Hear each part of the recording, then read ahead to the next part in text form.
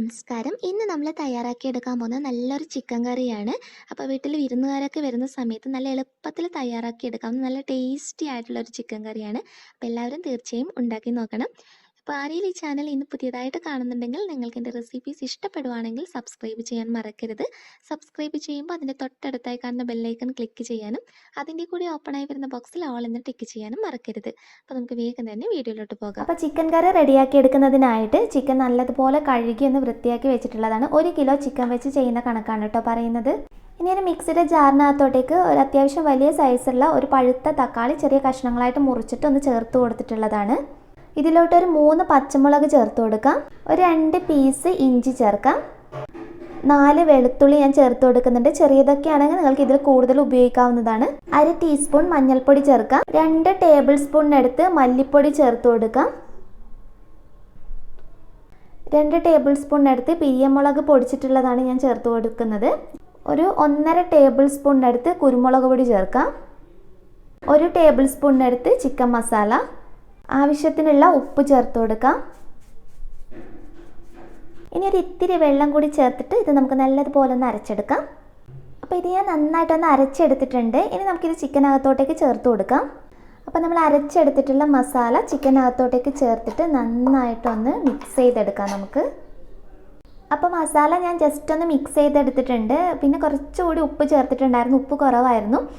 ഇനി ഞാൻ 1 ടേബിൾ സ്പൂണിനടുത്ത് തൈര് കൂടി ഇതിനകത്തോട്ടേക്ക് ചേർത്ത് കൊടുക്കുന്നുണ്ട്. അപ്പോൾ അതുകൂടി ചേർത്തിട്ടൊന്ന് യോജിപ്പിച്ചെടുക്കാം.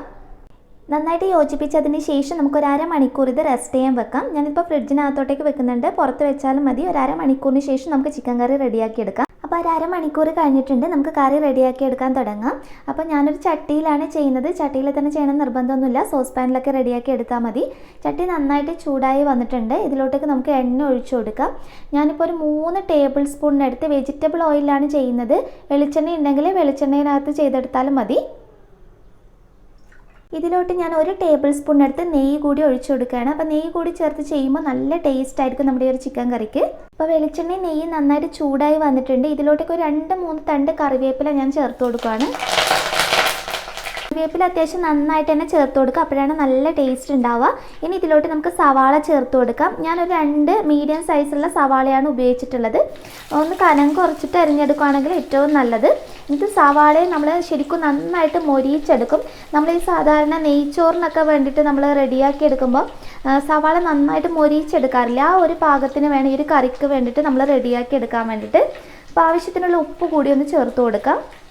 ഉപ്പ് ഞാനൊന്ന് ചേർത്ത് കൊടുക്കുന്നുണ്ട്.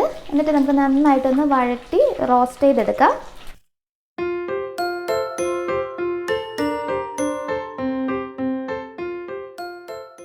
അപ്പോൾ സവാള നന്നായിട്ട് മൊരിഞ്ഞ് വന്നിട്ടുണ്ട്. ഈ ഒരു പാകത്തിന് വേണം റെഡിയാക്കി എടുക്കാൻ വേണ്ടിയിട്ട്. ഇനി നമുക്ക് ഇതിനകത്തോട്ടേക്ക് ചിക്കൻ ചേർത്ത് കൊടുക്കാം.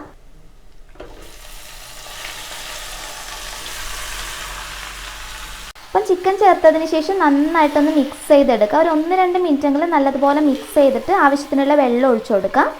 അപ്പം ഞാൻ നന്നായിട്ടൊന്ന് യോജിപ്പിച്ചെടുത്തിട്ടുണ്ട്. ഇനി നിങ്ങൾക്ക് കറിക്ക് എത്രയാണ് ഗ്രേവി ആവശ്യമായിട്ടുള്ളത് അതിനനുസരിച്ച് ചേർത്ത് കൊടുക്കാം. ഞാനിപ്പോൾ ഒത്തിരി അങ്ങ് ലൂസായിട്ടല്ല ചെയ്യുന്നത്. അതുകൊണ്ട് തന്നെ ഒരു 1/2 ഗ്ലാസ്സിനടുത്ത് വെള്ളം മാത്രമേ ഒഴിച്ചു കൊടുക്കുന്നുള്ളൂ. അപ്പോൾ ഉപ്പൊക്കെ നോക്കിയിട്ടൊന്ന് അഡ്ജസ്റ്റ് ചെയ്തിട്ട് നമുക്കിത് മൂടി വെച്ചിട്ട് ചിക്കൻ നല്ലതുപോലെ ഒന്ന് കുക്ക് ചെയ്തെടുക്കാം. അപ്പോൾ ചിക്കനൊക്കെ നന്നായി വെന്ത് വന്ന് എണ്ണ തെളിഞ്ഞ് വരാൻ തുടങ്ങിയിട്ടുണ്ട്. ഒരു 2-3 മിനിറ്റ് നമുക്ക് തുറന്ന് വെച്ച് ഒന്നുകൂടി ഒന്ന് തിളപ്പിച്ചെടുത്തിട്ട് നമുക്ക് ഫ്ലെയിം ഓഫ് ചെയ്യാം. അപ്പോൾ നമ്മുടെ കറി നന്നായി റെഡിയായി കിട്ടിയിട്ടുണ്ട്. നമുക്ക് ഫ്ലെയിം ഓഫ് ചെയ്യാം. അപ്പോൾ ഞാൻ ഫ്ലെയിം ഓഫ് ചെയ്തിട്ടുണ്ട്. ഇനി നമുക്ക് ഇതിനകത്തോട്ടേക്ക് ഒരു തണ്ട് കറിവേപ്പില വെച്ച് കൊടുക്കാം. ഒരു ഇത്തിരി നെയ്യ് ഇതിൻ്റെ മുകൾ ഭാഗത്തുകൂടി ഒന്ന് തൂക്കി കൊടുക്കാം. എന്നിട്ട് നമുക്കിത് അടച്ച് വെച്ചിട്ട് ഒരു 10 മിനിറ്റ് ഇതുപോലെ അങ്ങ് വെക്കാം. അതിന് ശേഷം നമുക്ക് സെർവ് ചെയ്യാവുന്നതാണ്. അപ്പോൾ ഒരു 10 മിനിറ്റ് കഴിഞ്ഞിട്ടുണ്ട്. നമ്മുടെ നല്ല ടേസ്റ്റി ആയിട്ടുള്ള ചിക്കൻ കറി ഇവിടെ റെഡി ആയിട്ടുണ്ട്. എല്ലാവരും തീർച്ചയായും ട്രൈ ചെയ്ത് നോക്കുക. നല്ല ടേസ്റ്റാണ്. നല്ല സിമ്പിളായിട്ട് നമുക്ക് ഉണ്ടാക്കിയെടുക്കുകയും ചെയ്യാം. നെക്സ്റ്റ് വീഡിയോയിൽ ഇനി നല്ലൊരു വെറൈറ്റി ഡിഷായി കാണാം. അതുവരെ ടേക്ക് കെയർ. Bye bye.